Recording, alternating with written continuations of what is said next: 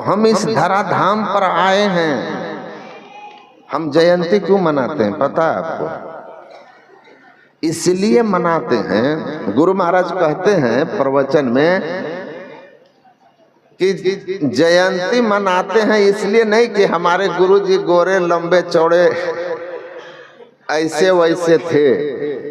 गुरु महाराज कहते हैं हम जयंती इसलिए मनाते हैं ताकि हम यह अपने आप के लिए प्रेरणा ले सकें कि हमारे गुरु महाराज ने कौन सा राह पर चला और हमें किस राह पर चलने का उपदेश किया, उसको स्मरण करें। इसीलिए कबीर साहब ने कहा, यौवन रहे न धन रहे, रहे ग्राम न ठाम, कबीर जग में जस रहे, कर दे किसी का काम। इस संसार में हम सब छोड़ जाते हैं,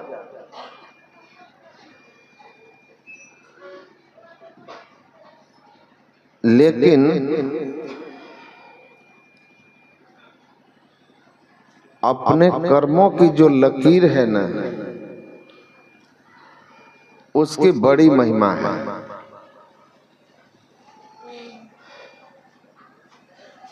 हम लोग कुछ हो गए साल 2 साल से के करीब 2 साल हो गया बनारस में थे। वहाँ बाहर के कुछ भक्तजन आए थे, तीर्थयात्री थे, बम्बई वगैरह से, इंदौर के। तो बातचीत के क्रम में उन्होंने पूछा, हम थे स्वामी निर्मलानंद थे कुप्पा घाट, कि आप लोग बेसिकली क्या करते हैं, साधु जीवन में आपका संसार के लेकर क्या काम है? का सत्संग का प्रचार करते हैं, सत्संग का प्रचार करते हैं, सत्संग के द्वारा ईश्वर भक्ति का लोगों में प्रचार करते हैं।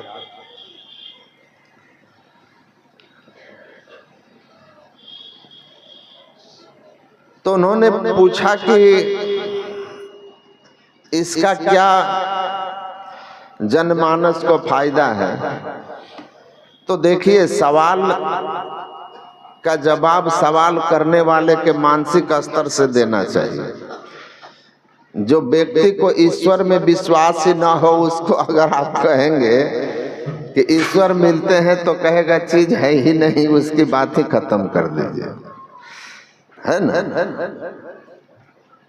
तो उनके स्तर पर ही बोलना पड़ता है।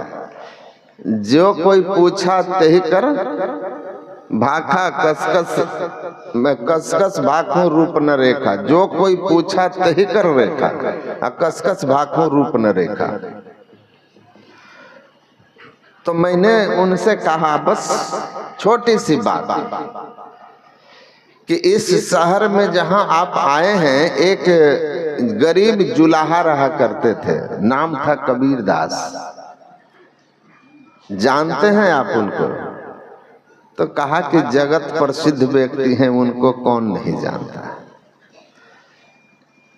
मैंने बोला एक चमार जाति के थे, जूता बनाया करते थे, संत रविदास नाम था उनका, आप उनको जानते हैं? तो कहा गुरु रविदास, वो भी भाई प्रसिद्ध हैं। फिर मैंने कहा एक ब्राह्मण जाति के थे, तुलसीदास। कहा रे रामचरितमानस लिखे, उन्हें कौन नहीं जानता? उन्हें कौन नहीं जानता? मैंने कहा जानते हैं ना आप? तो हाँ। मैंने कहा अच्छा, अब ये बताइए कि जब ये तीनों थे, इनके समय काशी के सबसे बड़े विद्वान कौन थे? काशी में तो बड़े बड़े विद्वान लोग आज भी हैं। तो उस समय विद्वान कौन कौन थे? उस समय काशी में अरबपति खरबपति लोग कौन कौन थे? या देश में ही कौन कौन थे, बता दीजिए 2-4 विद्वान और धनवान के नाम। तो कहता है विद्वानों और धनवानों को कौन खोजता है। मैंने कहा कि देखो जी, ये लोग क्यों याद हैं दुनिया को, दुनिया इनको क्यों स्मरण करती है, इनकी जयंती मनाती है, इनको याद करती है, इनकी जीवनी विद्यालयों में बच्चों को पढ़ाया जाता है। क्यों? क्योंकि इन्होंने समाज के बीच सत्संग करके ईश्वर भक्ति का प्रचार करके समाज का नैतिक स्तर ऊंचा किया था। समाज को नैतिक स्तर ऊंचा किया, लोगों के जीवन को अध्यात्म से जोड़ करके, ईश्वर भक्ति से जोड़ करके उनके जीवन में खुशियां लाया। क्योंकि अमीरी आप कितना भी का कर लें, गुरु महाराज ने कहा ना, मास फागुन मस्त हो के किए बहुत बनाओ हो, ऊंचे महलन जड़ित मनगन असुख तबहु नहीं पाओ हो, कुल भल अरु रूप भल अरु तिरिया भल पायो सही। ये सब कुछ आपके जीवन में आ जाए, लेकिन ईश्वर भक्ति, ये सत्संग और ध्यान आपके जीवन में नहीं है तो सुख तबहु ना मिले बिनु ध्यान के सपना होगा। तो जिसकी खोज है जीव मात्र को अनादि काल से, वह शांति की खोज है, सुख की खोज है। वह सुख शांति आनंद किससे प्राप्त होता है? सत्संग और ध्यान से। तो जीव को जो चाहिए वह सत्संग ध्यान है। इन लोगों ने वही चीज संसार को दिया, इसलिए संसार में ये अमर हो गए, इसलिए अमर है। तो पूज्य स्वामी जी इस संसार में रहकर अपने जीवन को लोगों को सुखी बनाने वाला जो सत्संग ध्यान है, इसका तन मन धन से प्रचार किए और अपने आप को भी सुखी बनाने के लिए इसको अपने जीवन में गुरु कृपा से आत्मसात किया। तो जन्म लेना सबके जीवन में है। कह जीवती, शंकराचार्य जी ने कहा, यस पुनर्न जन्म का इस धराधाम पर आकर अगर आप का पुनर्जन्म खत्म हो जाता है तो आपका जन्म लेना सफल हो गया। अब कम से कम पुनर्जन्म लेना सब नहीं हो सका संभव कि आप उस अवस्था तक न जा सकें कि पुनर्जन्म न हो, तो उस राह पर अगर चल दिए हैं जिधर चल कर के पुनर्जन्म समाप्त हो जाता है ईश्वर भक्ति की ओर, तो फिर आपका जीवन सार्थक है। वरना सब कुछ पाकर के भी धनानि भूमो पशुआ ही गोष्ठे नारी गृह द्वारी जन्म शमशाने देह सिताया, कहानी खत्म। तो हम इस धराधाम पर आए हैं। हम जयंती क्यों मनाते हैं पता है आपको? इसलिए मनाते हैं, गुरु महाराज कहते हैं प्रवचन में कि जयंती मनाते हैं इसलिए नहीं कि हमारे गुरु जी गोरे लंबे चौड़े ऐसे वैसे थे। गुरु महाराज कहते हैं हम जयंती इसलिए मनाते हैं ताकि हम यह अपने आप के लिए प्रेरणा ले सकें कि हमारे गुरु महाराज ने कौन सा राह पर चला और हमें किस राह पर चलने का उपदेश किया, उसको स्मरण करते हैं ताकि हम भी अपने जीवन को उसी अवस्था में ले जाकर सफलीभूत कर लें। तो हम लोग, मैं पूज्यपाद से जब वो अस्वस्थ थे तो मैं फोन पर परनो उर्फ पिंटू जी, जो अभी पिंटू बाबा परनो बाबा हैं, ये तब विद्यार्थी जैसे थे, मेरे पास भी रहे थे। तो मैं फोन पर उनसे बात किया करता था। खैर,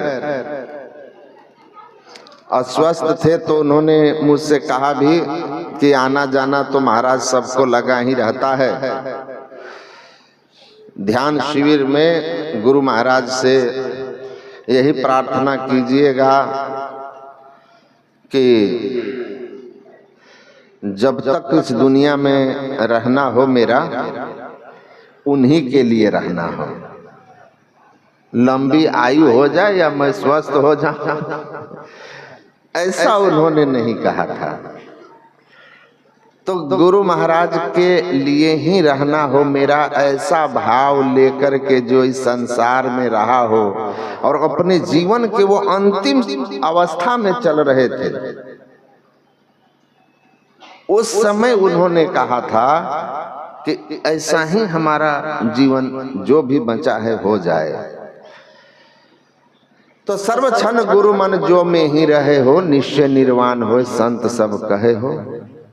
हमें उनके जीवन से शिक्षा लेनी चाहिए और अपने आप को भी उन्हीं के तरह गुरु महाराज के लिए ही हमारा जीवन हो, ऐसी भावना में रहें कि तन मन धन को अर्पी गुरुपद सेव करें। मैं ही आज्ञा पाली दुस्तर भव सुख से तरे। नहीं तो इस समाज में भी बहुत अमीर अमीर लोग आए होंगे, गए होंगे, उनके परपोता से उसका नाम पूछिएगा तो परदादा का नाम नहीं बता सकेगा, भले वो अपने पीढ़ी के लिए सैकड़ों एकड़ जमीन और बगीचा और संपत्ति छोड़ गया है। समाज संसार के कल्याण के लिए जिसने भगवत भक्ति की, आत्म कल्याण किया, और उस आप जपे औरों को जपावे, नानक निश्चय मुक्ति पावे। जीवन छोटा हो, दमदार हो, मुहूर्तमपि प्रज्वलितम श्रेयम धूमायति सहस्रयम। एक क्षण आकाशी बिजली बन करके चमकना और मिट जाना, सैकड़ों वर्षों तक आकाश में अंधकार बन करके छाए रहने से ज्यादा अच्छा है। क्योंकि भटके हुए मुसाफिर को आकाशी बिजली भी अंधेरे में रास्ते का अंदाजा बता देती है। किसी के काम आ गए हैं आप तो कबीर जग में जस रहे। विलियम शेक्सपियर ने लिखा है, spark just like a thunder for a moment is 1,000 times better than twinkling in the sky like a star। तारों की तरह आकाश में टिमटिमाते हुए हजारों वर्ष की जिंदगी से एक क्षण आकाशी बिजली बनकर चमक के किसी के काम आ जाना सबसे बड़ा जीवन की सफलता है। जीवन की सफलता है, वरना अजगर भी 100 वर्ष तक जी लेता है, कछुआ भी 300 वर्ष तक, पर इनके जैसे जीवन का कोई अर्थ नहीं है। जीवन की सार्थकता भगवत भक्ति में है। गुरु महाराज कहते हैं, जीवन में सदाचार हो और ईश्वर भक्ति हो, वही पूरा पूरा मानव जीवन है। जो ऐसा जीवन जी रहा हो उसके जीवन की महिमा है, और ऐसा जीवन जी करके गए हैं। इसलिए पूज्यपाद की हम जयंती समारोह में उनके चले जाने के बाद भी 12 वर्ष हो गए लगभग, हम लोग यहाँ पर जमा हैं। तो उन्होंने भजन किया था, भक्ति की थी, वही भक्ति और वही भजन किया था जो हम लोगों ने पाठ में सुना है। आप लोगों की उपस्थिति और पाठ की गंभीरता,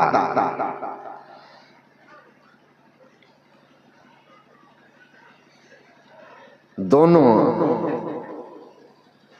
तो बहुत है, लेकिन जहां तक संभव होगा सरल करके जितना समय है मैं कहने की कोशिश करूंगा। आपने अभी सुना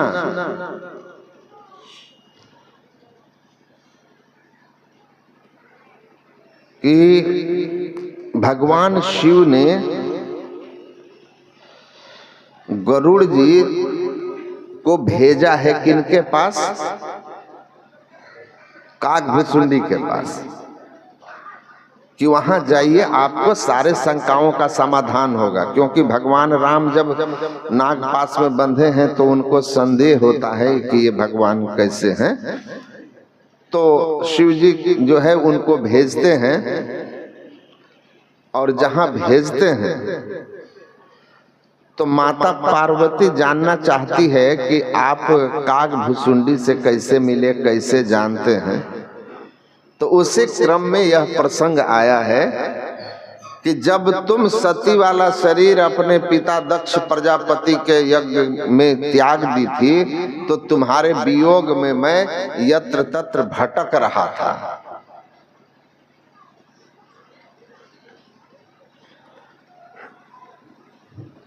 भगवान शंकर भटक रहे थे, वो अपने मुंह से कह रहे हैं। वियोग में बहुत ही विचलित हो गया था, अब भटक रहा था। उसी समय मैंने देखा गिरि सुमेरु उत्तर दिशि दूरी, नील शैल एक सुंदर भूरी, तासु कनक में शिखर सुहाए, चार चार मेरे मन भाए। तिन पर एक एक बिटप विशाला, बट पाकड़ पीपरो रसाला, शैलो पर एक सुंदर सोहा, मनुष्य पान देखी मन मोहा। तो वहां पर मैं भी चला गया, हंस का रूप धारण करके, हंस के रूप धारण करके वहां पर चला गया। और उन्होंने उसकी आगे महिमा सुनाई उस पर्वत की। वो क्या कहते हैं? तेहि गुरु रचिर बसई खग सोई, तासु नाश कल्पांत न होई, माया कृत गुण दोष अनेका, मोह मनोज आदि अविवेका, रह व्यापी समस्त जग माही, तेरी ही गिरि निकट कबहु नहीं जाही, तह बस हरि ही भजहि जहि कागा, सो सुनु उमा सहित अनुरागा, पी पर तरुतर ध्यान सुधरई, जाप जग पाकर तर करई, आम छाह कर मानस पूजा, तरि हरि भजन काज नहीं दूजा, बट तह कह हरि कथा प्रसंगा, आ वही सुनहि अनेक बिहंगा। तो इसमें आप देखिए महत्वपूर्ण बात है, जिसका थोड़ा सा आपको दिग्दर्शन हमारे स्वामी आनंद बाबा ने कराया, नीलगिरी पर्वत। तो मैं एक पर्वत है, जब आप बद्रिकाश्रम की तरफ जाएंगे, पहले मैं उधर रहा था, तो वहां से पहले गुरु गोविंद सिंह जी महाराज ने अपने पिछले जन्म में जो